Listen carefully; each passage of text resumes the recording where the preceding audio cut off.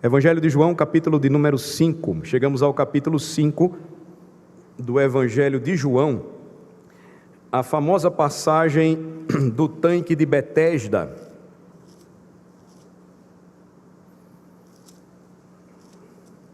Capítulo 5, dos versículos de 1 a 15, somente.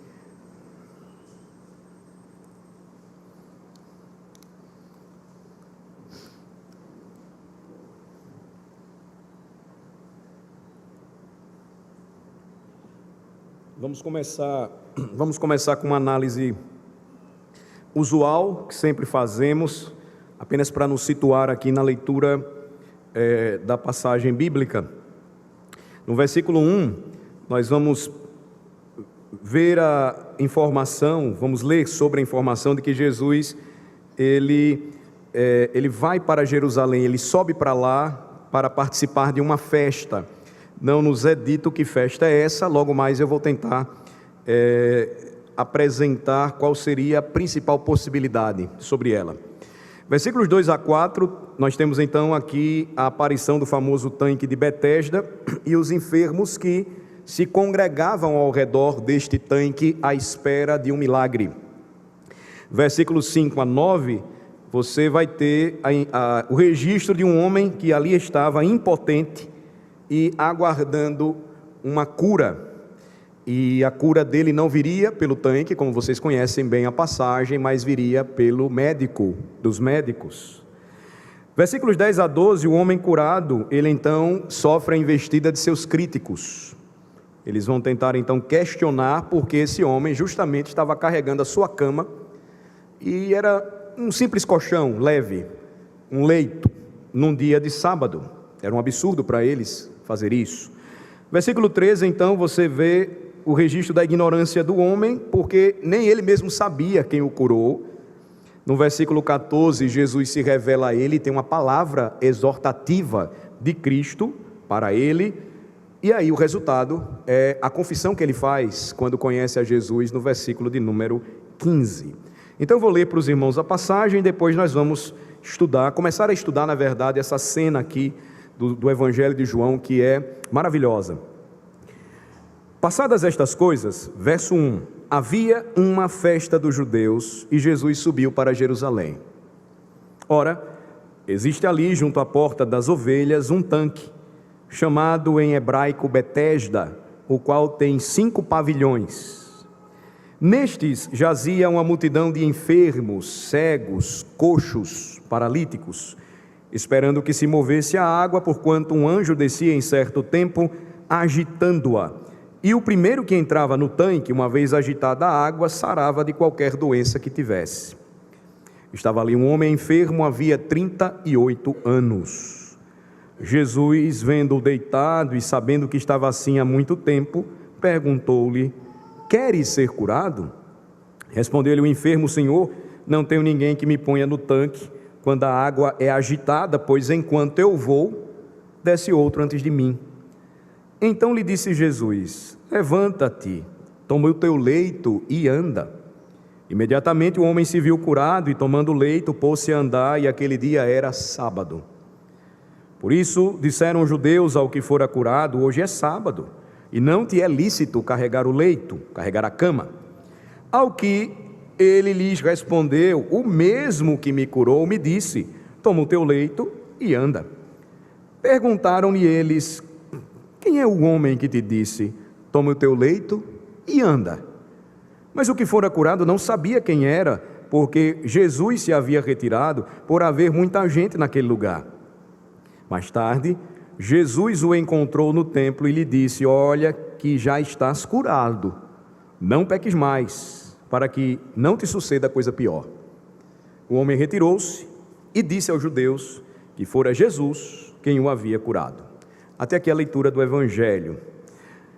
Veja que a cena que vocês conhecem, pelo menos a maioria, e que nos é apresentada hoje pela manhã, ela é realmente impressionante, eu diria impressionantemente patética, porque o pano de fundo é um tanque chamado Betesda, em torno do qual jazia uma grande multidão de pessoas enfermas ou impotentes. E por que eu digo que essa cena era justamente patética, ou impressionantemente patética? Porque ela revela a expectativa dos judeus a respeito do Messias. O grande médico aproxima-se desta multidão de sofredores, que não só estava doente, mas também impotente. Eles não tinham nem condição de reconhecer quem era ele. Por isso que a cena, ela chega a ser patética. Mas por que eu estou dizendo isso?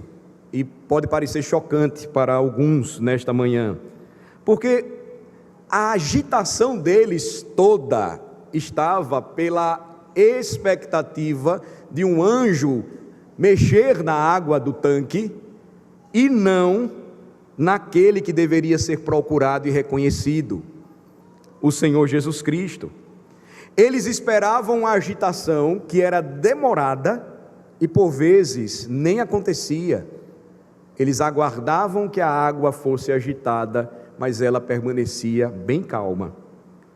Então Jesus, por conta disso, não era procurado nem reconhecido. E ele vai se dirigir a um dos mais desamparados dentre aqueles que estavam sofrendo ali, porque João registra que era uma multidão de gente, muita gente, né? E ele vai perguntar àquele homem se ele desejava ser curado. Jesus se dirige até ele, Jesus vai ao encontro dele, e ao invés dele pedir, reconhecendo quem falava com ele, que o médico tivesse misericórdia dele, o que foi que aquele pobre homem disse? Que não tinha ninguém para pegá-lo e jogá-lo no tanque, quando o anjo aparecia, vez por outra. Não havia um homem, percebam, um homem que o ajudasse a entrar naquele tanque. Mas aí o texto vai nos mostrando, irmãos, algo impressionante, porque por meio da sua graça soberana, Jesus Cristo, como Salvador, pronunciou sua palavra de vida, e o que foi que aconteceu? Imediatamente e de forma perfeita, aquele homem foi curado. Levanta-te, toma o teu leito e anda. Entretanto, ele ainda ignorava a glória divina de seu benfeitor. A cura aconteceu num dia de sábado, e isso vai levantar a crítica dos judeus, povo de seu povo, que não se preocupou com o fato de que aquele homem foi curado. E ainda quando souberam quem realizou tal milagre no dia de sábado, arrumaram um jeito para tentar matar Jesus. Veja por que eu disse introdutoriamente, meus amados irmãos, que esta é uma descrição patética da realidade ou da natureza do homem. Tudo falava muito alto a respeito da condição do judaísmo da época de Jesus, quando Jesus encarnou. A situação patética aqui revela o estado do homem diante do seu Redentor, porque eles simplesmente rejeitavam o Cristo de Deus, o ignoravam, não davam a mínima para ele. Então vamos ver parte a parte aqui, vamos começar pelo menos a ver essa passagem curiosa. Versículo 1: passadas estas coisas, havia uma festa dos judeus. Essa expressão aqui, guardem ela, passadas estas coisas, ocorre no Evangelho de João como uma expressão característica. No Evangelho de Lucas, por exemplo, você vai encontrar a expressão e aconteceu que. No Evangelho de Mateus, você vai ter a expressão então, como uma sequência de fatos históricos e cumprimentos proféticos. No Evangelho de Marcos, a expressão e imediatamente. Por que isso é importante? Porque dá a ideia de Jesus agindo, não de forma aleatória, não por acaso, mas de acordo com um plano e com tempos marcados e registrados anteriormente. O que diz o Salmo 40, versículo 7? No rolo do livro está escrito a meu respeito. Salmo 40, versículo 7. Essas expressões, então, nos evangelhos, irmãos, são importantes porque nos mostram que tudo aquilo que Jesus fez, no tempo e no espaço, teve um propósito determinado, segundo a sua graça soberana, antes da fundação do mundo. Pense em você, pense no dia da sua salvação, pense no dia que o Senhor te encontrou no estado em que você estava e lhe deu vida. E jamais esqueça disso. É a sequência dessa história. Passadas estas coisas, o Senhor encontrou Alain, morto em seus delitos e pecados. Passadas estas coisas, o Senhor encontrou Henrique, morto em seus delitos e pecados, o Baldina, Noemi, Manuel, Franklin, Davi, todos nós fomos um dia alcançados pela graça do Senhor Jesus, no tempo e no espaço determinado, pois Ele é o cumprimento profético das antigas profecias no rolo do livro. A Escritura Sagrada está escrita a meu respeito. Passadas estas coisas, havia uma festa dos judeus e Jesus subiu para Jerusalém, diz o versículo 1. Como eu disse a vocês, irmãos, introdutoriamente, não há indicação de qual festa foi essa. Alguns acham que foi a Páscoa, mas se você observar o capítulo 2, versículo 13, que nós já vimos, a sequência aqui, provavelmente, passado o tempo, 50 dias após a Páscoa, deveria ser o Pentecostes. Por que não foi mencionado claramente que era a festa do Pentecostes? Porque esta era uma das grandes festas anuais que a lei de Deus exigia de todo homem. Alguns dizem, não, foi a festa de Purim, dificilmente Jesus teria observado, porque não era uma festa determinada pela lei de Deus para ser observada. Mas o Pentecostes, a contagem cronológica dá certinho. E por que não foi dito o nome abertamente? Porque o Pentecostes ainda não havia sido cumprido. Não deveria ocorrer nos dias iniciais do ministério do Senhor, mas após a sua ascensão. Atos 2, a partir do versículo 1, vai nos dizer isso claramente. Ou seja, o Pentecostes teria um sentido pleno e completo quando o Senhor Jesus, cumprindo a obra da salvação, voltasse para a presença do Pai. Verso 2. Ora, existe ali junto à porta das ovelhas um tanque chamado em hebraico Betesda, o qual tem 5 pavilhões ou 5 portões. Eram portas de acesso ao tanque. A porta das ovelhas, na verdade, era uma das portas conhecidas do antigo templo. E essa referência aqui, ela é precisa, é a referência que você vai encontrar quando lê o livro de Neemias, capítulo 3, onde várias portas ou portões são descritos como entradas de acesso ao templo. O templo deveria ser reconstruído, na verdade, eram portas de acesso aos muros de Jerusalém, e que davam então entrada à cidade santa. Ao entrar na cidade por essas portas ou portões, você encontrava o famoso tanque de Betesda. Neemias vai trabalhar a reconstrução e no capítulo 3 você vai notar que ele vai descrever porta por porta ou portão por portão. São 10 portões mencionados no capítulo 3 ao todo. Qual é o primeiro? Neemias 3, versículo 1, depois vocês podem conferir, é a porta das ovelhas.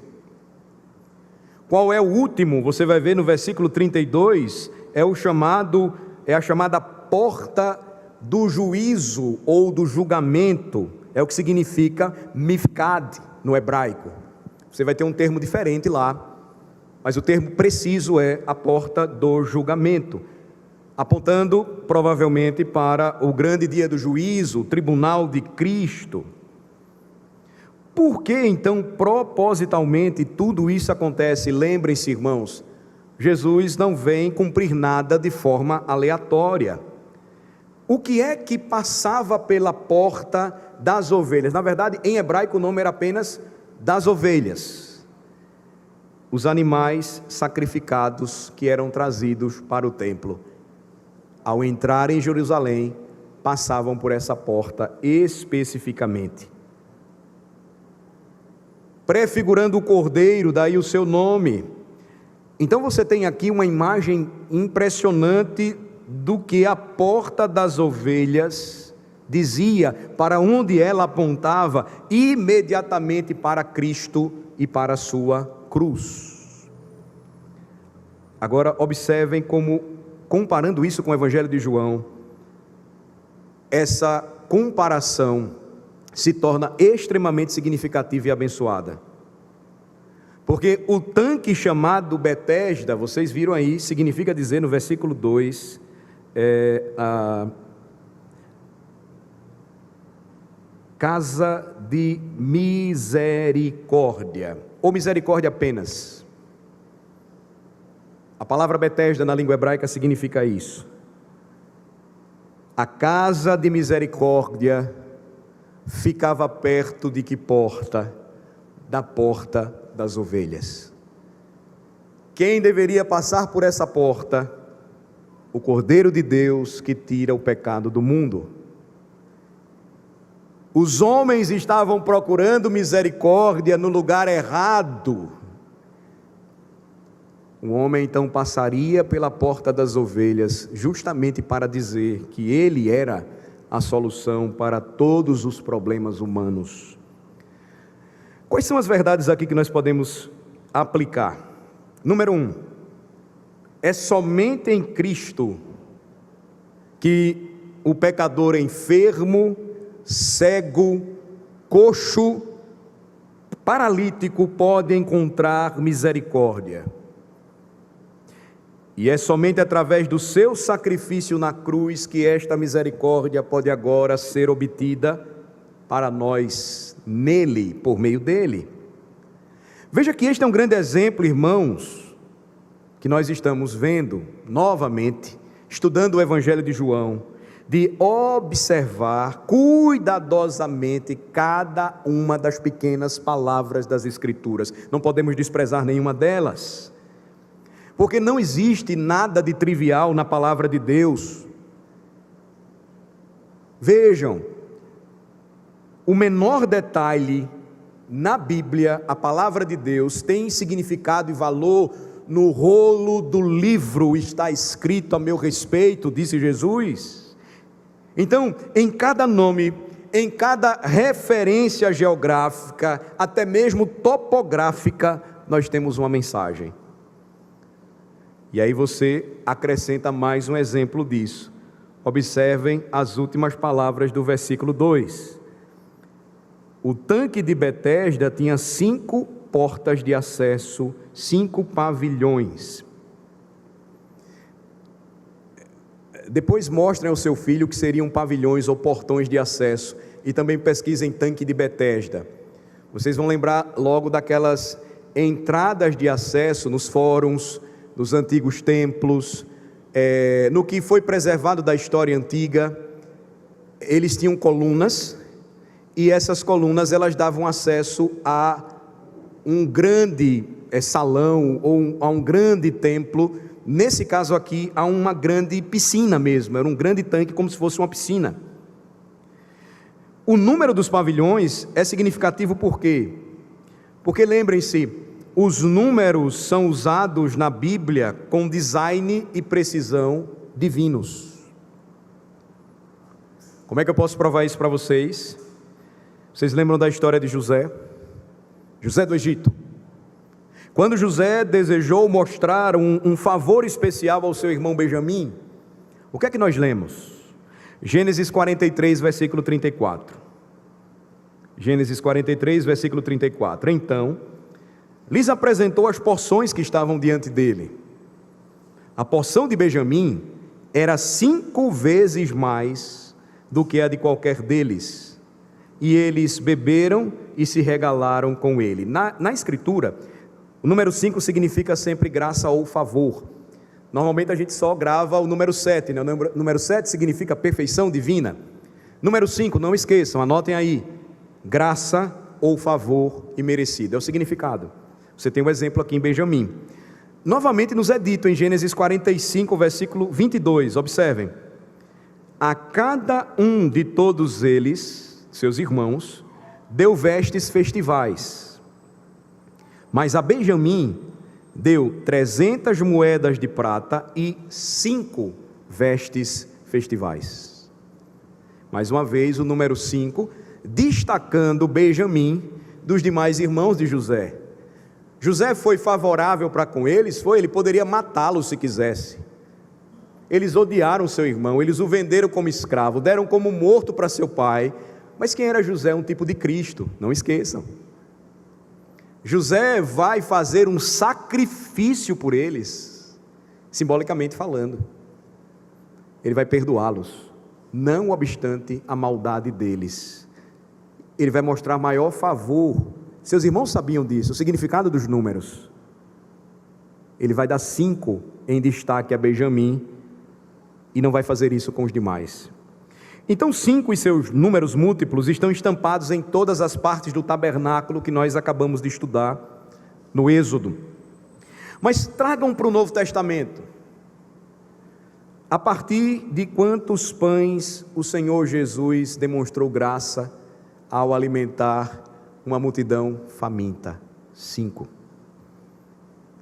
O que nos ensina a 5ª petição da oração que Jesus nos ensinou, que oramos hoje: o pão nosso de cada dia nos dá hoje. Qual é o único mandamento com promessa na lei de Deus? O 5º. É aquele que tem uma promessa anexa. E assim eu poderia continuar e dar muitos outros exemplos para vocês, irmãos. Agora vejam como isso é importante. Em João capítulo 5, vemos a perfeita propriedade de 5 pavilhões ao redor do tanque da misericórdia, situado junto ao portão das ovelhas. Isso prepara o leitor para o que estava para acontecer. O que é que existia dentro do tanque de Betesda? Estava lá, na sua estrutura, versículos 3 e 4, João capítulo 5, versículos 3 e 4. 4, apenas um pedacinho, vou ler para vocês. Nestes jazia uma multidão de enfermos, cegos, coxos, paralíticos, esperando que se movesse a água. Até aqui. Essa é uma clara imagem da sociedade judaica daquele tempo, da nação judaica daquela época. Com que precisão a condição daquela multidão de sofredores descreve o estado espiritual do povo judeu nos dias de Jesus. Deus havia tratado o seu pai Jacó com misericórdia soberana e graça maravilhosa, mas a nação como um todo não tinha apreciado nada disso. Então, alguns aqui e ali tomaram o lugar dos pecadores perdidos e foram salvos, mas a descrição em João capítulo 5 é de uma multidão de gente enferma. E o que é que a enfermidade faz com o homem? O torna impotente. Quando nós oramos uns pelos outros por conta das nossas enfermidades, o que é que a enfermidade nos lembra? A nossa impotência. Dificuldade para andar, levantar o braço, para respirar, para enxergar, ouvir, falar. Mal súbitos que sofremos, infartos que sofremos, acidentes vasculares cerebrais, descontrole em alguma parte do nosso corpo. O que é que a enfermidade nos revela? Quando nós somos noticiados de que estamos com câncer, nossa impotência. Jesus encontra ali uma multidão de enfermos, permanente em sua miséria, impotente, sem poder resolver o seu problema. Essa é uma imagem impressionante, irmãos, porque descreve a situação do próprio povo de Deus naquele tempo. Era impotente. Veja, eles se vangloriavam na lei de Deus, eles eram detentores dos seus oráculos, deveriam ser proclamadores dessa lei, eles a tinham em suas mãos, conquanto fossem incapazes de cumpri-la. Eles não tinham condição de fazer isso. Mas eles não eram apenas impotentes, diz o texto, vejam, eles eram cegos. Cegos para enxergar a sua própria impotência, cegos para enxergar a sua própria miséria, cegos para a sua necessidade desesperada, e tão cegos às glórias divinas e morais daquele que agora estava no meio deles, Jesus. Eles eram um real cumprimento de Isaías 53, versículo 2, olhamos para ele, mas não havia nele nenhuma beleza que nos agradasse. Jesus era mais um entre eles. Eles não enxergavam que ali estava no meio deles o Verbo, que estava com Deus no princípio, que era Deus. A terceira palavra que descreve sua condição é acrescentada, coxo, que significa alguém aleijado, impedido de andar. Então Israel tinha a lei de Deus, mas não conseguia andar, caminhar pelas veredas da justiça, não conseguia andar no caminho dos mandamentos de Deus. Um cego é capaz de tatear ainda as coisas, ele pode ser ensinado, ele pode, com uma bengala, sair andando pelas ruas, tateando. Um aleijado não consegue fazer isso, ele não consegue andar. Novamente, a multidão estava não somente enferma, cega, aleijada, mas paralítica. O termo aqui, literalmente na língua grega, é murcha. Remete para nós a situação do homem da mão ressequida, ou seja, impossibilitado de trabalhar. E naquele tempo, o trabalho era necessariamente braçal, para a maioria de todos os homens. A multidão estava murcha, essa é a expressão. Jesus encontra um povo assim, mãos paralisadas, mostra a total incapacidade do povo de Deus, nos dias de Jesus, de servir a Deus. Veja, uma imagem lamentável nos é dada aqui. Um resumo geral do seu estado, em primeiro lugar, é dado, não esqueçam, impotência. Segundo lugar, um diagnóstico detalhado dessa impotência, sob 3 termos descritivos: cegos em seus entendimentos e corações, coxos, aleijados nos pés, de modo que não conseguiam andar, murchos em suas mãos, de modo que não conseguiam andar e nem trabalhar para Deus. Terceiro, uma palavra que fala da sua resposta à palavra profética. Diz o versículo de número 4, esperando que se movesse a água. Verbo esperar nos chama a atenção aqui, meus irmãos. Eles estavam esperando pelo Messias prometido, e o tempo todo ignorando o fato de que o Messias já estava no meio deles. Quem, senão o Espírito Santo de Deus, poderia ter desenhado um quadro tão maravilhosamente preciso da natureza humana em tão poucas e curtas linhas? Basta a gente olhar com atenção. Jesus estava ali, presente. Eles estavam esperando pela pessoa errada. Agora, não limite esse entendimento ao quadro pintado aqui sobre Israel nos dias de Jesus, pois há uma aplicação perfeita para a sociedade da nossa época. é pertinente aos pecadores ainda hoje. O povo de Israel era apenas uma amostra do homem caído como tal.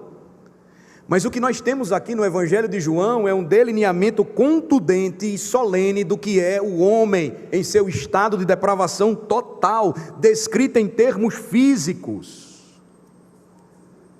Pois a sua aplicação moral é que toda a raça de Adão está morta em seus delitos e pecados. Que cada um aqui nesta manhã possa ver o seu próprio retrato do que é a sua própria natureza. Não é uma imagem bonita, nós sabemos, mas ela foi desenhada por aquele que sonda os recônditos mais íntimos do coração humano, e ele apresenta para nós esta verdade hoje de manhã, para nos humilhar, nos colocar no lugar que de fato nós devemos estar. O homem natural é impotente, Romanos 5,6, pois Cristo morreu por nós quando ainda éramos fracos, impotentes. Isto resume numa única palavra a sua condição nesta manhã diante de Deus, a minha condição, se eu estou à parte de Cristo, totalmente desamparado, incapaz de fazer uma só coisa por si mesmo. E aí nós temos uma ampliação desta impotência dada em 3 termos descritivos. Primeiro, aquele que está separado de Deus é cego. Isso nos ajuda a entender a diferença, a indiferença, melhor falando, dos nossos dias ainda hoje, pelo mundo. A grande multidão hoje de pessoas que estão cegas para ver a Cristo, porque não conseguem enxergar o terrível perigo que os ameaça. Estão felizes quanto mais trilham o caminho largo, porque são incapazes de discernir a destruição eterna e final que os espera. Sim, cego é de fato o homem natural. Provérbios 4, versículo 19 diz, Provérbios 4, 19, o caminho dos ímpios é como as trevas, eles não sabem em que tropeçam. Segundo, o homem, longe de Deus, é coxo, aleijado, incapaz de andar. Veja como inevitavelmente uma coisa segue a outra. Como pode alguém que é espiritualmente cego trilhar o caminho estreito que conduz à vida? Lamentações de Jeremias diz, os meus olhos entristecem a minha alma, ou os meus olhos afetam o meu coração. Porque do coração, diz Provérbios 4, procedem as fontes da vida. E Jesus então no Sermão do Monte disse, Lucas 11, se então os seus olhos forem maus, todo o teu corpo estará em trevas. De modo que, irmãos, se um coxo, um aleijado quiser vir a Cristo, ele precisa ser trazido por alguém. Capítulo 6, versículo 44, olhem por favor. Quais são as palavras de Jesus, ainda hoje para pecadores assim? João 6, 44, ninguém pode vir a mim se o Pai que me enviou não o trouxer, e eu o ressuscitarei no último dia. Um aleijado, se quiser vir a Cristo, precisa ser trazido por alguém. Quem é aquele que leva o aleijado da alma até o Redentor? O Pai. Terceiro, o pecador, longe de Deus, ele também está murcho. Olhos cegos, pés aleijados e também mãos paralisadas, murchas, ressequidas, incapaz de ver, incapaz de andar e incapaz de servir a Deus. Veja como essa ordem é impressionante, porque se você considerar aqui comigo ela na forma inversa, como é que ela ficaria? Um homem não pode realizar boas obras a menos que ande com Deus. E ele não começará a andar com Deus até que os olhos de seu coração tenham sido abertos para ver sua necessidade de Cristo.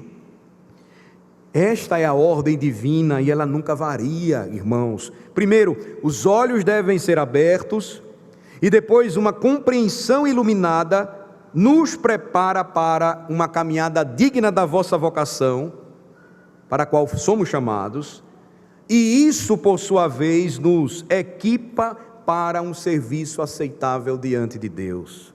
Deus não aceita qualquer adoração. Enquanto os olhos estiverem cegos, os pés ficarão parados e as mãos ficarão murchas. Voltem para o capítulo 5 e continuem a ver comigo. Eles esperavam que a água se movesse, diz o versículo de número 4. E aqui não há dificuldade para a gente interpretar a passagem, porque o tanque de Betesda foi o objeto em que a grande multidão de pessoas impotentes nos dias de Jesus depositou todas as suas esperanças. Eles estavam esperando que as águas fossem agitadas para que suas propriedades curativas pudessem curá-los de suas enfermidades. Mas eles esperavam em vão. O único inválido destacado na multidão já estava lá há muito tempo, 38 anos de espera. E isso não adiantou muita coisa para ele. Não é o mesmo com as ordenanças do mundo religioso de nossos dias? Quantos existem de fato? Uma multidão de enfermos, hoje, que depositam a sua fé nas águas do batismo, ou na missa, ou na extrema-unção dos enfermos. E todos esses terão que esperar muito tempo antes que a profunda necessidade de suas almas seja atendida. Verso 4 então completo diz: porquanto um anjo descia em certo tempo, agitando-a, e o primeiro que entrava no tanque, uma vez agitada a água, sarava de qualquer doença que tivesse. Veja então aí o que acontece. As águas deste tanque refletiam a lei do Sinai, dada pela disposição dos anjos. O que aquela lei prometia? Vida para aquele que fizesse tudo o que ela ordenava. Mas quem conseguiu guardar perfeitamente a lei do Sinai, quem obteve a vida atendendo às suas exigências? Nenhum homem nesta terra conseguiu fazer isso. Portanto, o apóstolo vai dizer que a lei ela foi enferma pela carne, não porque a lei fosse ruim, santa, justa e boa ela é, mas enferma pela carne é uma expressão que denota que nenhum homem conseguiu cumpri-la perfeitamente. Um homem perfeito poderia mantê-la, mas jamais um pecador. E por que então a lei de Deus foi dada?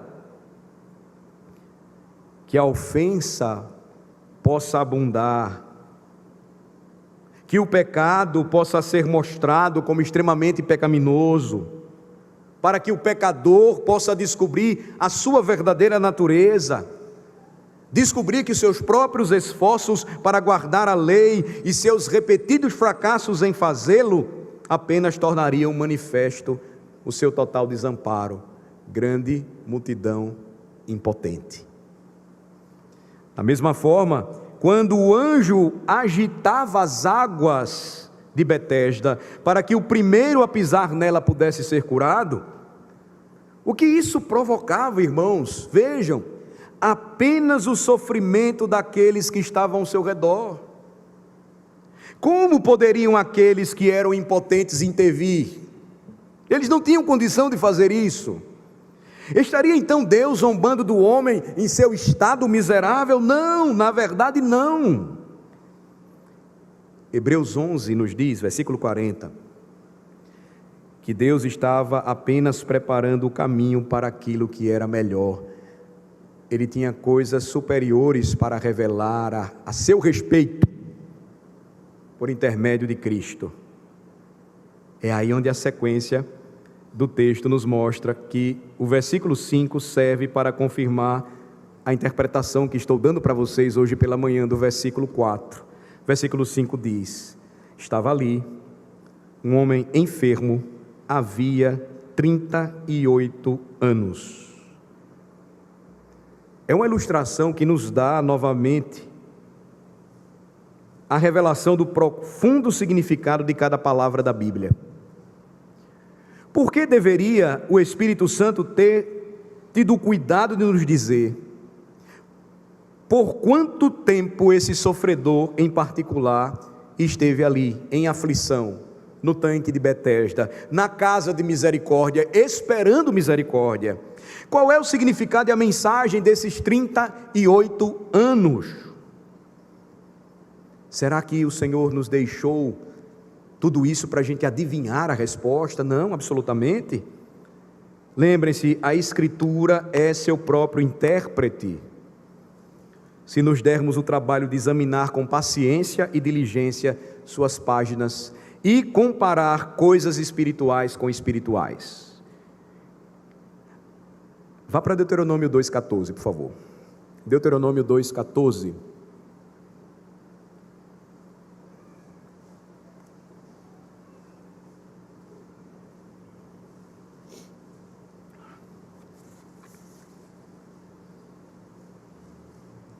O tempo que caminhamos, desde Cades Barneia até passarmos o ribeiro de Zerede, foram 38 anos, até que toda aquela geração dos homens de guerra se consumiu no meio do arraial, como o Senhor lhe jurara.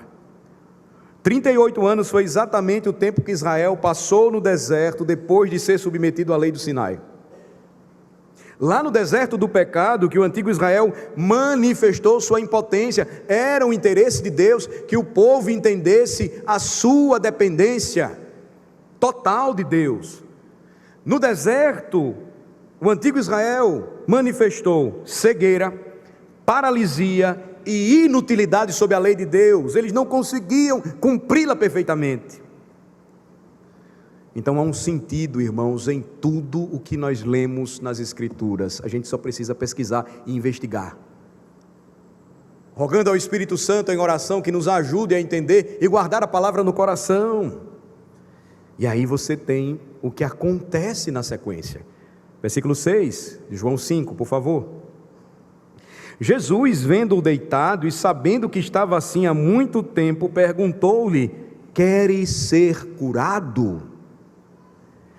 Aqui você tem então a luz brilhando nas trevas, mas as trevas não a compreendendo. O próprio brilho da luz serviu apenas para revelar quão grande era a escuridão, que aquela multidão de gente enferma se encontrava na casa de misericórdia.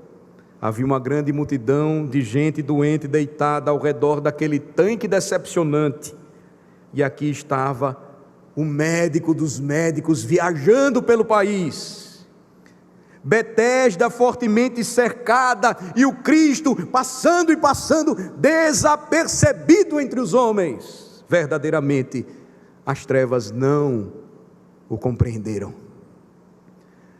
Isso é diferente hoje? É diferente, irmãos, em nossos dias.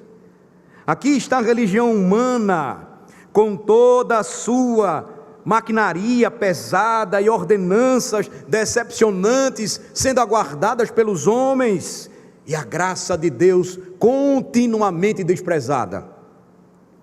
Vá para a Índia com seus inúmeros templos e o rio Ganges sagrado. Visite o Tibete, a terra das rodas de oração. Volte e se considere os devotos de Maomé e suas peregrinações sagradas. Chegue mais perto de sua casa e observe os milhões de papistas iludidos com suas vigílias e jejuns, com suas rezas e água benta. E depois examine o desempenho religioso do movimento evangélico no mundo. Muitas igrejas protestantes E você vai perceber que não existe diferença entre muitos arraiais evangélicos das outras falsas religiões dos nossos dias. Todos eles falham completamente em satisfazer a profunda necessidade da alma.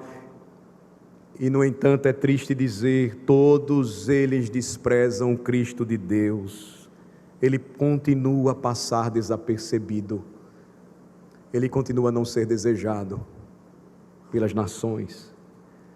Mas esta é a natureza caída do homem.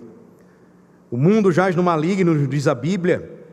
E se não fosse pela graça soberana de Deus, todos os membros da raça de Adão pereceriam eternamente. A graça divina é a única esperança do pecador. No deserto ele não tem nada. Ele não tem espiritualidade, ele não tem força. E se a salvação deve vir a ele, deve ser pela graça, porque a graça é um favor imerecido demonstrado a você que merece o inferno. E justamente porque a graça significa tudo isso, Deus exerce sua prerrogativa soberana. Deus concede seus favores a quem Ele deseja. Porque disse a Moisés: terei compaixão de quem eu quiser ter compaixão. Romanos 9,16. E que nesta manhã ninguém murmure contra isso, pois assim diz a palavra de Deus, e suponha que alguém seja prejudicado por isso. Os homens dos nossos dias, inclusive nas igrejas, ficam tagarelando sobre Deus ser injusto, mas se insistirmos na justiça divina, sua justiça real, pura, a esperança seria cortada de uma vez por todas para todos nós. Porque a justiça exige que cada um receba exatamente o que lhe é devido, meus irmãos. E o que é que nós merecemos a parte de Deus, senão o julgamento? A vida eterna é um dom de Deus. E sendo um dom de Deus, não pode ser conquistada ou reivindicada por nós.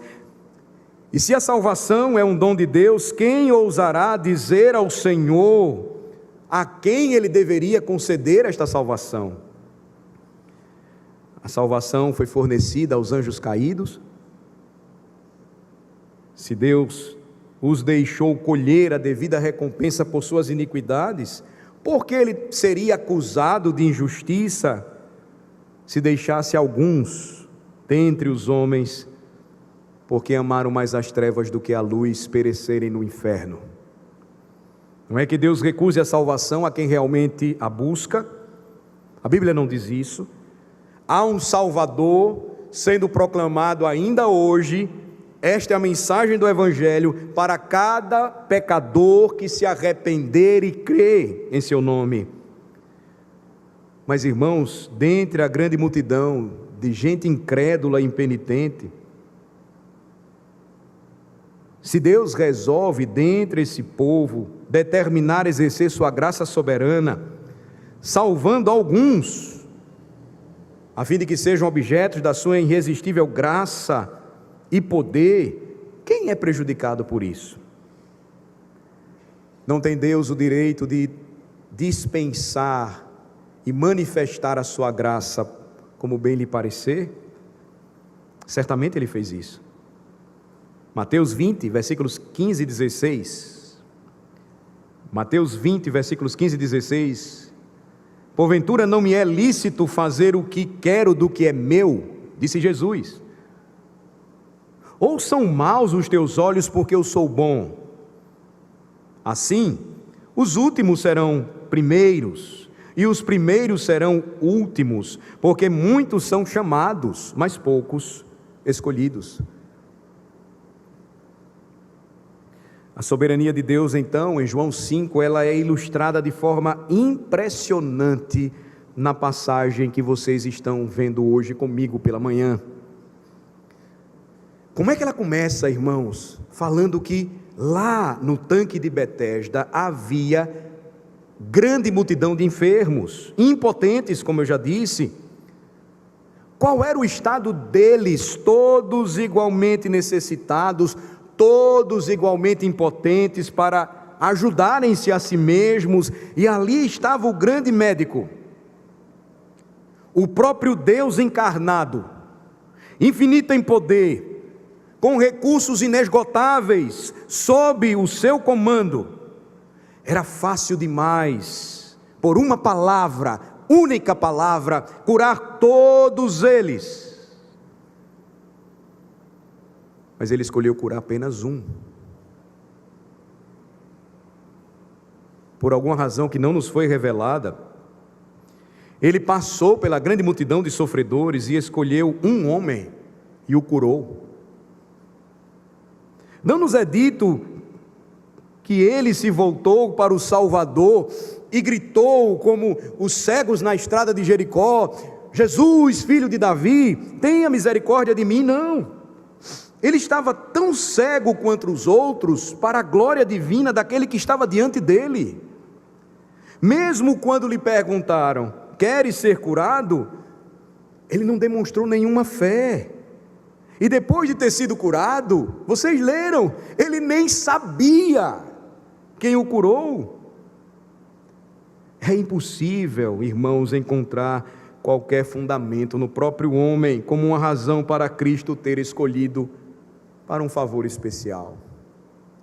Todos estavam na mesma situação. A única explicação é o mero prazer soberano do próprio Cristo. Isto é provado, sem sombra de dúvida, por sua própria declaração imediatamente depois. Vejam o versículo 21 aí do capítulo 5, por favor. Versículo 21, ele disse: Jesus, pois assim como o Pai ressuscita e vivifica os mortos, assim também o Filho vivifica aqueles a quem quer. Guardem isso. O Filho vivifica aqueles a quem quer. Aqui você tem uma parábola em ação, nesse milagre de cura, pois ele nos apresenta uma ilustração muito viva da obra da graça de Deus no reino espiritual. Assim como a condição daquela multidão impotente retrata a depravação da raça caída de Adão, também Cristo, ao destacar este homem e curá-lo dentre a multidão, retrata a graça soberana daquele que escolhe e salva os seus eleitos. Cada detalhe dessa narrativa confirma isso. Jesus vendo-o deitado e sabendo que estava assim há muito tempo. Veja como isso foi muito pessoal. Observem a individualidade disso aí, irmãos. Não nos é dito que ele os viu,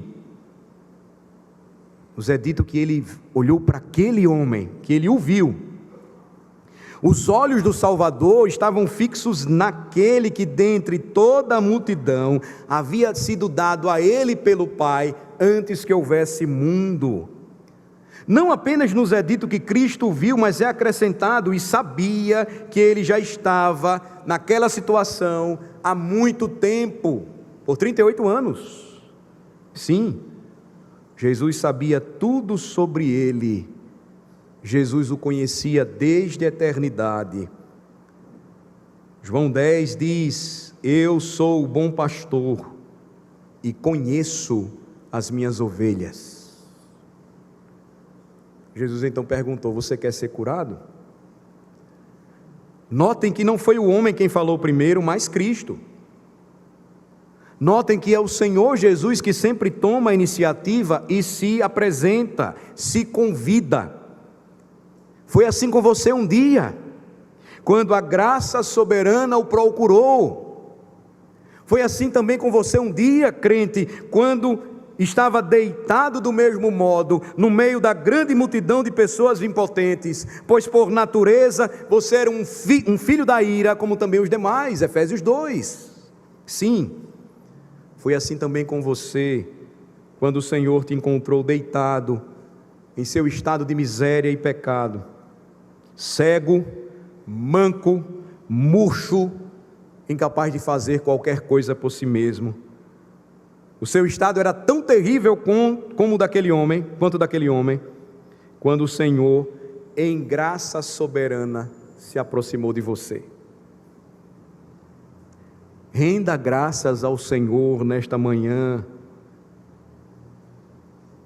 porque no dia que você foi salvo, Jesus não passou por meio da grande multidão e te ignorou.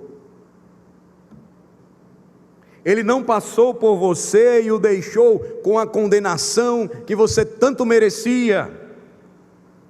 Louve-o nesta manhã em alta voz pela sua graça distintiva que escolheu você para ser um objeto da sua misericórdia soberana. Isso deveria mudar a maneira como a gente vem para a igreja, como a gente se prepara para vir para a igreja, como a gente canta ao Senhor da igreja.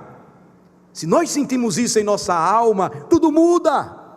Não é mais uma obrigação em nossa agenda, é entrar pelas portas da misericórdia e lembrar que o Senhor poderia ter passado em meio à multidão e deixado a gente em nosso estado de miséria e pecado, porque era isso que a gente merecia. Toda vez que você vem para a igreja com qualquer outro pensamento, com qualquer outro sentimento, com raiz de amargura, com a língua mais afiada do que uma espada de 2 gumes para falar mal dos irmãos, quando você vem cheio de murmuração nos lábios, você não entendeu nada do Evangelho. Você está como aquele doente, paralítico, que foi curado, e quando perguntam a você quem é Jesus, você não sabe dizer. Quem foi que fez isso por você? Eu não sei, não conheço o nome dele. Como é que você adora quem não conhece? Isso muda tudo. Considere ainda a força da pergunta do Salvador: queres ser curado? Você pode pensar, mas que pergunta estranha. Jesus não estava vendo o sofrimento dele, inclusive ele já sabia, né? O tempo daquele homem de sofrimento, ele sabe todas as coisas, é fato. Mas a questão aqui não é tão sem sentido como alguns supõem. Por quê? Nem sempre os que estão nesse estado de miséria estão dispostos a ser aliviados.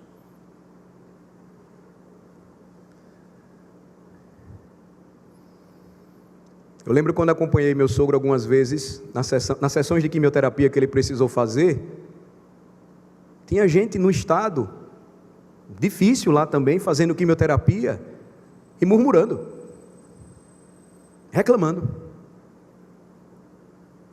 mesmo em um estado de impotência, que é o que a enfermidade faz com a gente, blasfemando, porque a murmuração é blasfêmia. Existem aqueles que, por vezes, negociam com a simpatia e indulgência de seus amigos, usando o seu estado. Outros afundam tanto que se desanimam a ponto de desistirem de toda a esperança, desejando que a morte chegue para aliviá-los.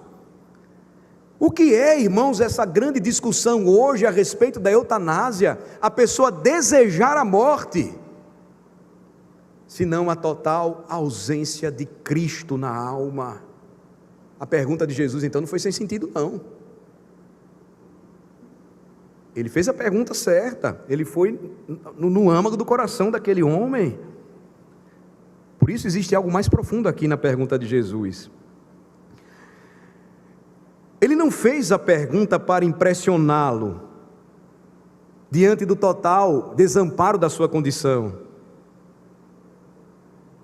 Ele fez isso para que o próprio homem pudesse reconhecer e compreender a sua impotência. Embora nos consolemos, e vamos tentar sempre fazer o melhor da próxima vez, uns com os outros quando a gente está doente. Aquele que promete a si mesmo que mudará seus hábitos e virará uma nova página em sua vida, ainda não aprendeu na escola divina que ele não tem forças para isso. Somente quando descobrirmos que estamos desamparados, é que abandonaremos todo o nosso miserável esforço de tecer para nós mesmos um manto de justiça. Só quando aprendermos que somos impotentes, é que olharemos para fora de nós mesmos e então enxergaremos o outro que deseja nos salvar, Cristo.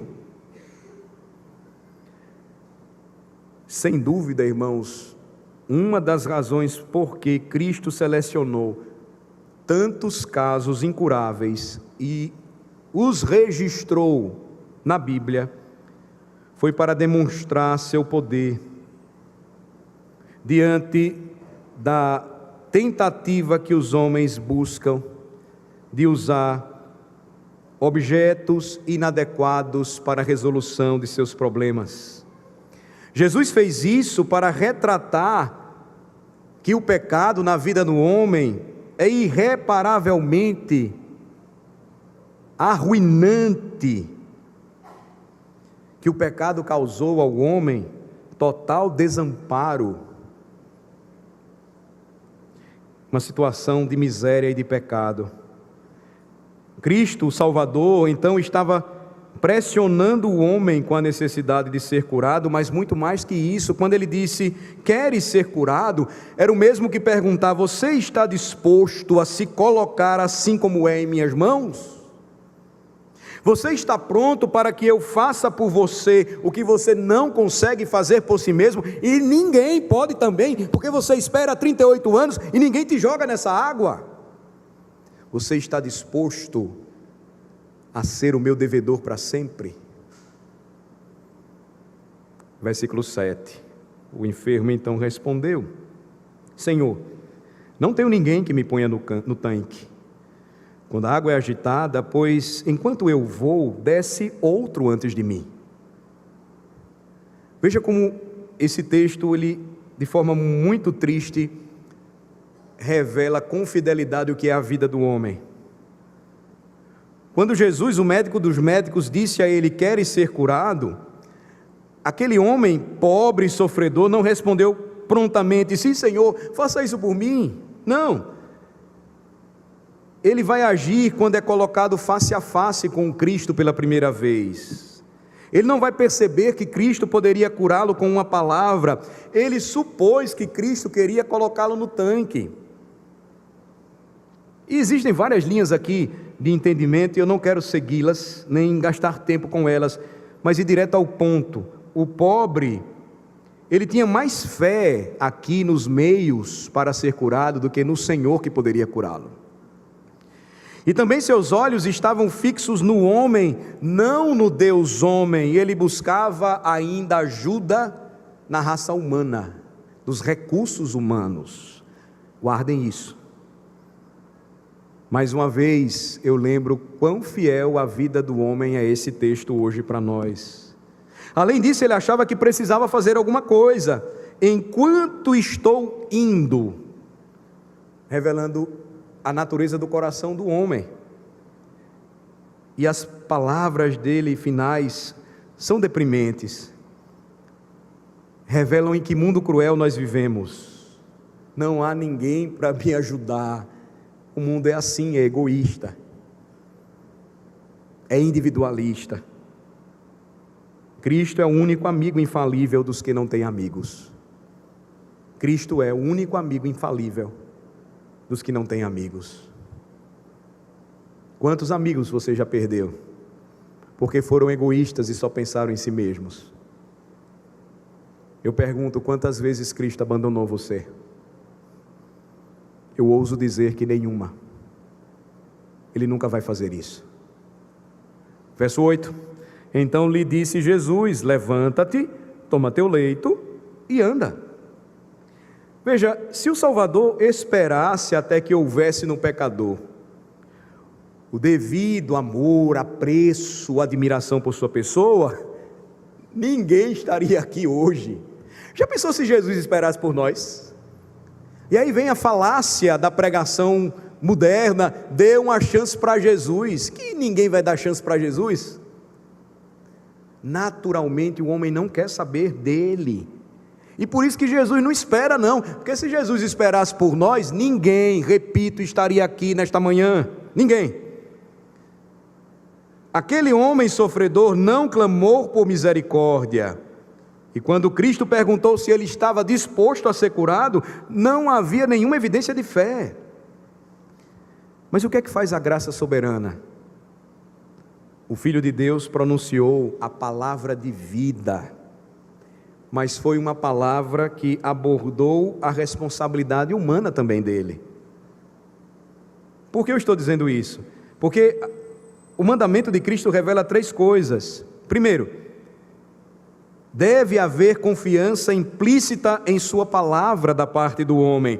Levanta-te, disse Jesus. Foi um mandamento, um comando peremptório. Deve haver um reconhecimento sincero de sua autoridade e uma resposta imediata às suas ordens.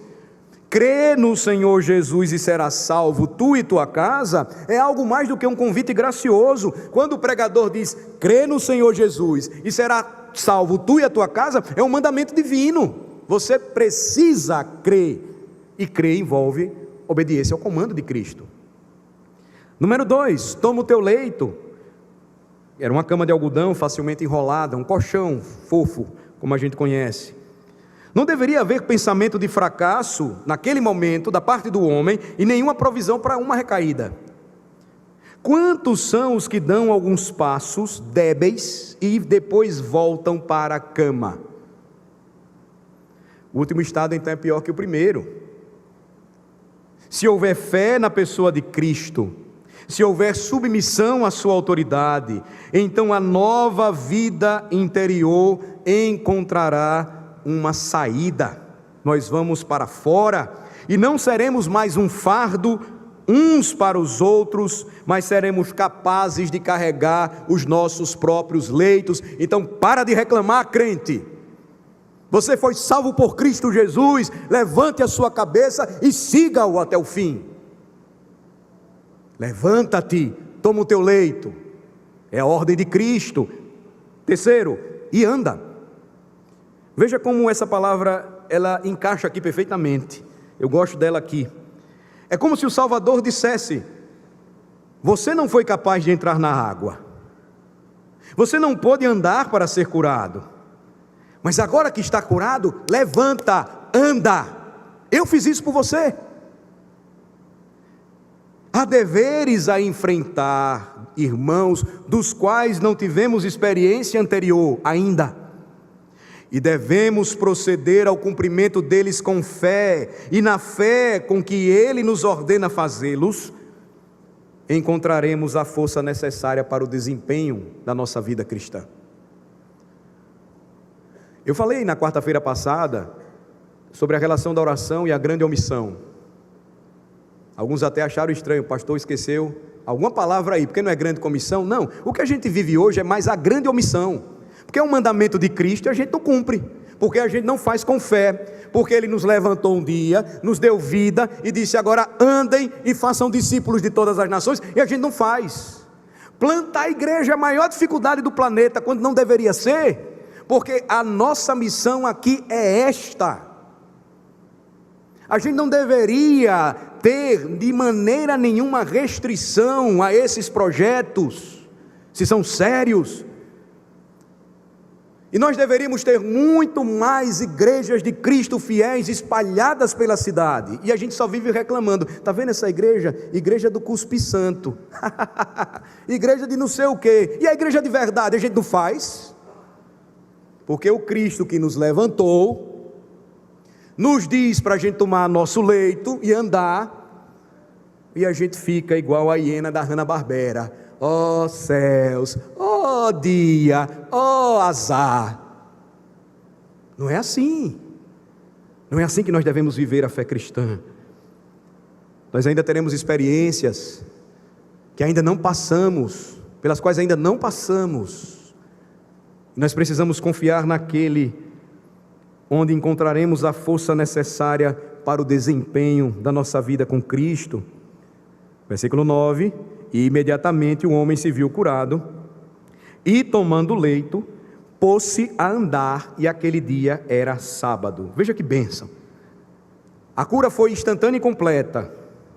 Cristo não coloca aquele pecador, crente, num estado salvável, não.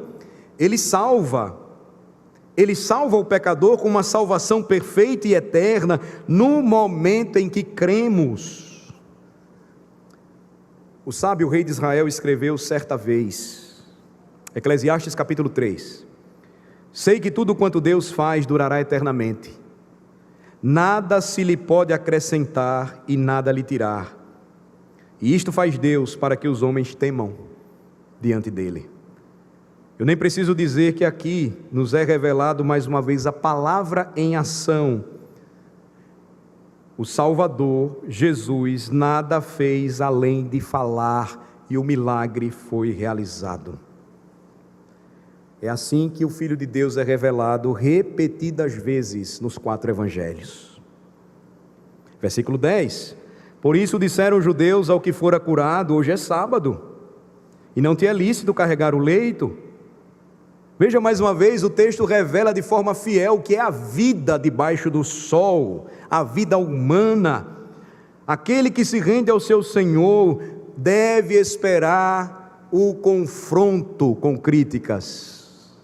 Aquele que regula a sua vida pela palavra de Deus enfrentará a oposição do mundo. E pasmem, é o mundo religioso que vai se opor ferozmente a isso.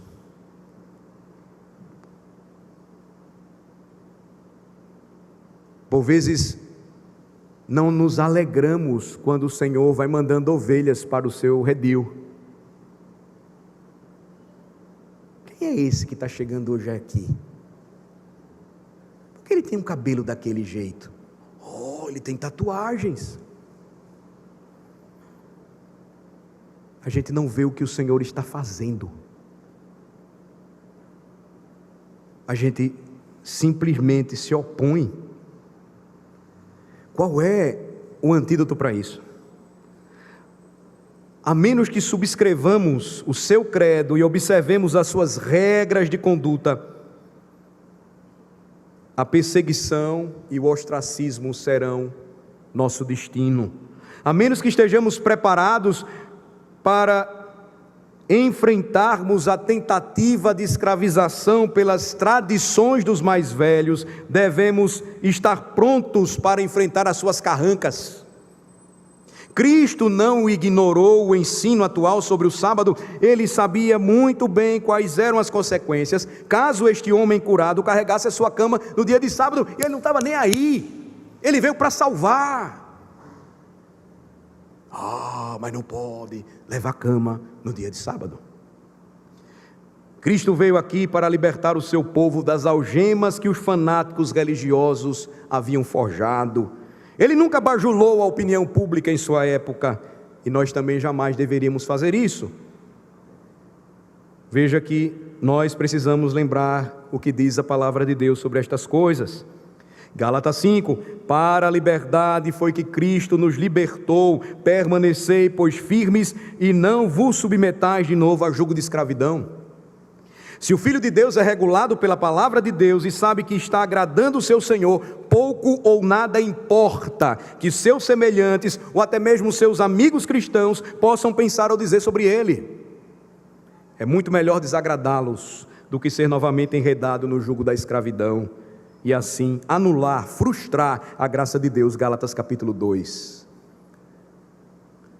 Quando o grande reformador da Escócia, John Knox, ele foi sepultado, um dos nobres, no dia do seu funeral, disse palavras a seu respeito. Dentre as palavras ditas, ele falou uma coisa interessante sobre John Knox. Vocês conhecem a história de John Knox, o grande reformador da Escócia, pai do presbiterianismo. Aqui jaz um homem que nunca temeu rosto de homem algum. a rainha da Escócia tinha mais medo da pregação de Knox do que dos exércitos ingleses. Ainda que estejamos desagradando os homens, se estamos vivendo segundo as Escrituras, é muito melhor desagradar os homens do que sermos enredados novamente no jugo da escravidão. Verso 11: ao que ele lhes respondeu: o mesmo que me curou me disse, toma o teu leito e anda. Veja que belo exemplo para nós, irmãos. Com que simplicidade aquele homem enfrentou seus críticos. Ele não discutiu sobre a visão pervertida dele sobre o sábado, porque Jesus vai depois confrontá-los e dizer que no dia do Senhor é lícito fazer o bem, curar pessoas. Ele não discutiu sobre a visão pervertida deles, nem os acusou de falta de simpatia pelos que sofriam, embora aquele homem curado pudesse ter feito as duas coisas. Não. Em vez disso, ele se escondeu atrás de Cristo. Ele recorreu à palavra de Deus.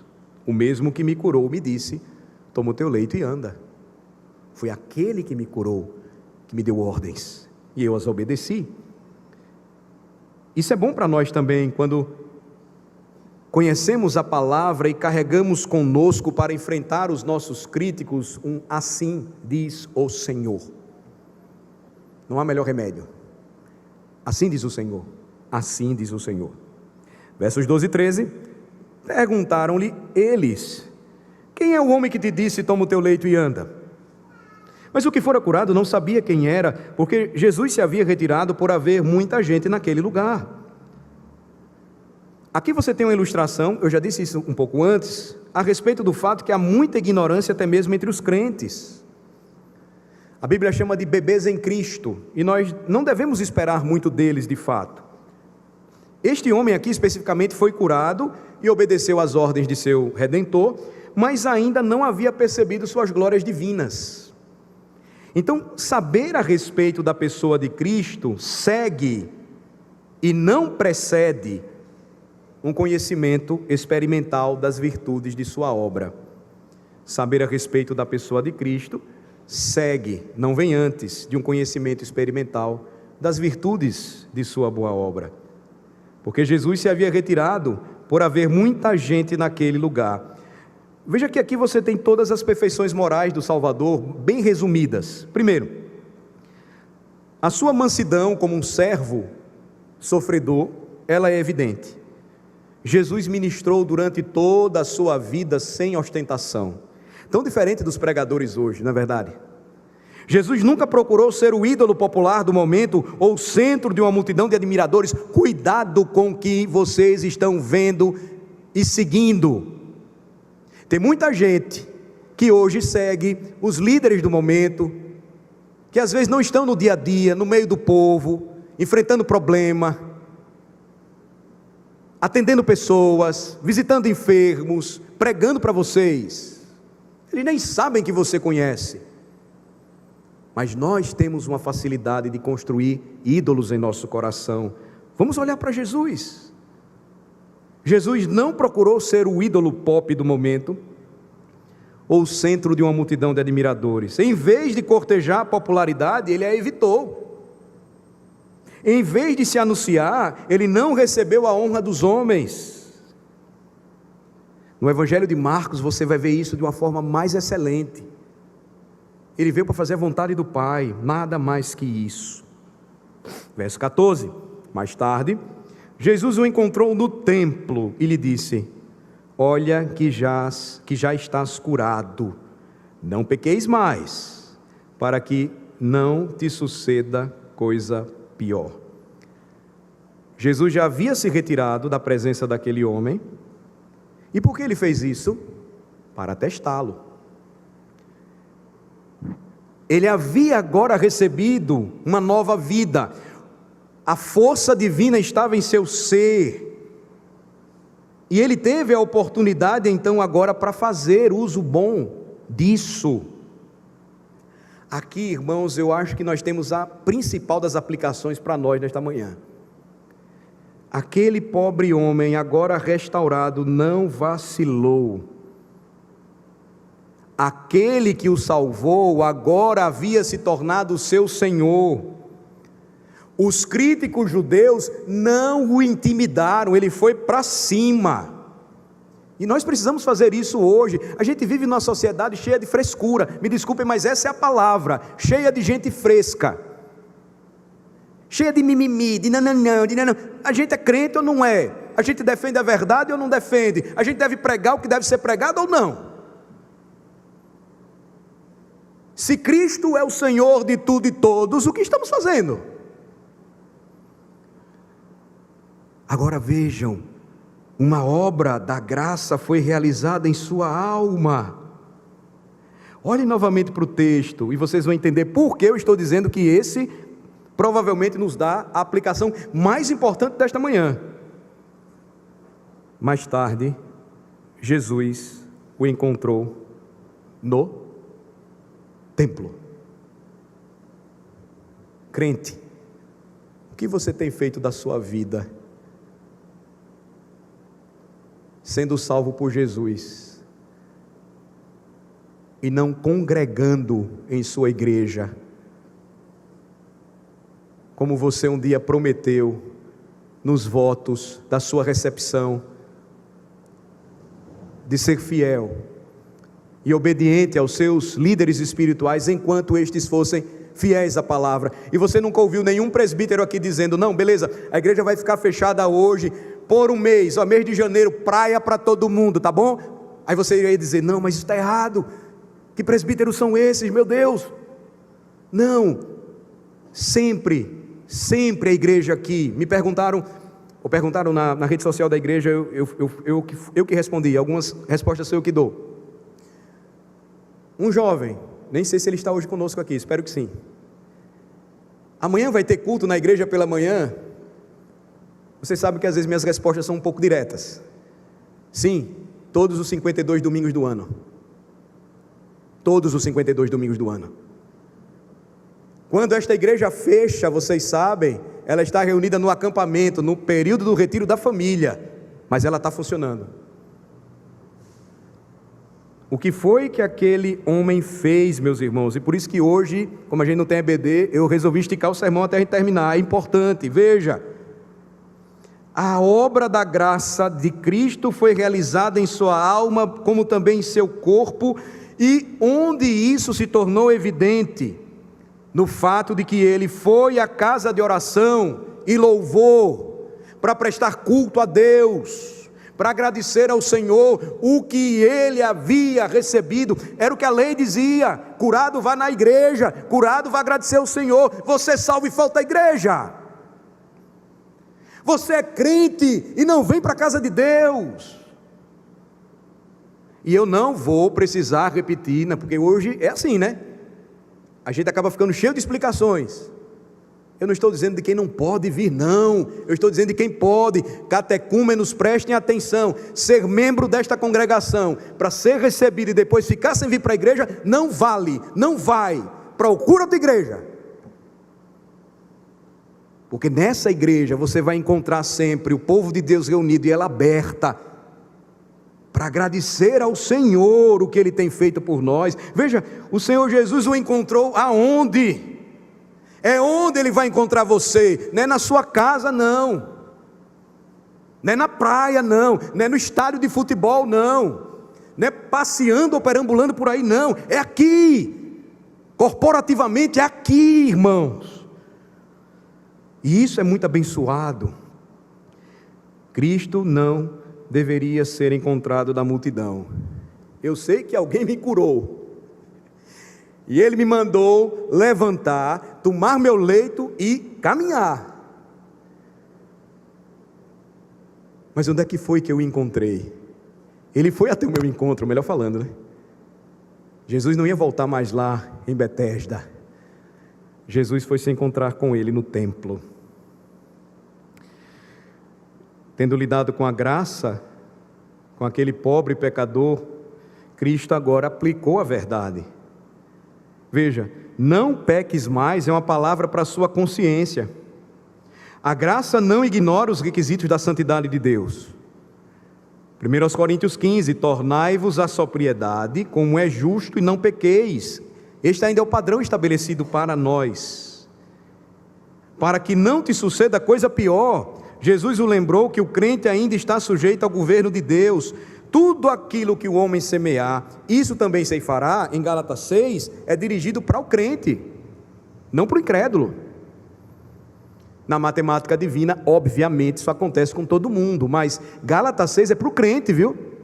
É para o crente. Se pecarmos, sofreremos castigo. O bispo Ryle destacou que aqui uma mensagem importante para aqueles que foram ressuscitados de um leito de enfermidade. Ele diz: uma saúde renovada deveria nos devolver ao mundo com um ódio maior pelo pecado, uma vigilância mais completa sobre os nossos caminhos, uma determinação maior de viver para a glória de Deus. Finalmente, versículo 15. O homem retirou-se e disse aos judeus que fora Jesus quem o havia curado. Entrou para adorar, saiu para servir. Veja o fechamento de toda a narrativa, como é preciso. Aquele que foi curado agora encontra Jesus na casa de oração e louvor, adorando ao Pai. O Senhor se revela a ele. Ele agora sabe quem é Jesus, foi Jesus quem o salvou, e agora ele vai confessar com os seus lábios quem é o seu Redentor. Ele vai se retirar do templo e ele vai dizer aos judeus: eu sei quem fez isso por mim, foi Jesus. Foi Jesus quem me curou. E assim, irmãos, o Senhor Jesus se revelou a esta pobre alma agora, feita nova criatura.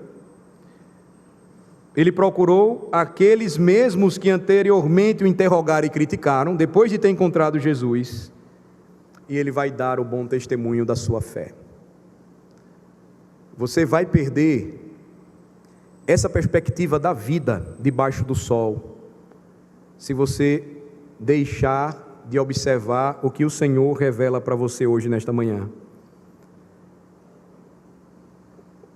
O grande resultado desse encontro, meus amados irmãos, hoje, é experimentar tudo isso. E aqui, mais uma vez, eu sou lembrado quem é o meu Senhor e Salvador e quem me salvou, quem deu nova vida para mim, quem é o amado da minha alma, quem é a razão da nossa pregação, da nossa devoção, da nossa fé. E então nós somos preparados mais uma semana para proclamar o seu santo nome. Que Deus nos abençoe. Amém. Senhor, recebemos a Tua palavra com alegria em nossa alma. Neste dia, Senhor, que Tu mesmo fizeste, e nós nos regozijamos e nos alegramos nele. É o dia em que nós rememoramos a nossa salvação e exaltamos o Cordeiro que foi morto antes da fundação do mundo pelos nossos pecados, que nos encontrou enfermos, cegos, aleijados, murchos, e Ele mesmo foi ao nosso encontro, e Ele mesmo, por Sua palavra, nos curou e nos deu nova vida. Senhor, renova a nossa fé, a alegria da nossa salvação, o privilégio que temos de nos reunirmos em Tua casa, e que possamos nos alegrar no Senhor por tamanho privilégio. Enquanto vemos os mais velhos já impossibilitados com dificuldades, não tem mais energias, ó Senhor, às vezes forças, querendo até vir, não podem, que eles possam também testemunhar que não estão sós. E aqueles que agora vão substituindo e assumindo esta tocha do Evangelho, não deixam de perseverar, e continuam unidos e firmes na congregação, sendo animados, abençoados pelo Senhor e preparados para servi-lo no mundo, sendo testemunhas do grande Senhor e Salvador Jesus Cristo. Senhor, que a Tua boa palavra traga salvação nesta manhã, para aqueles que ainda estão nessa mesma situação do pobre homem paralítico de João capítulo 5, a mesma situação que nos encontramos antes, mas fomos alcançados por Tua maravilhosa graça. Ah, Senhor, a nossa oração é que a Tua palavra poderosa também traga salvação para eles nesta manhã, e que juntos aqui possamos prorromper em louvor, honra e glória, unicamente, exclusivamente a pessoa de Jesus Cristo. Em nome dele que oramos. Amém.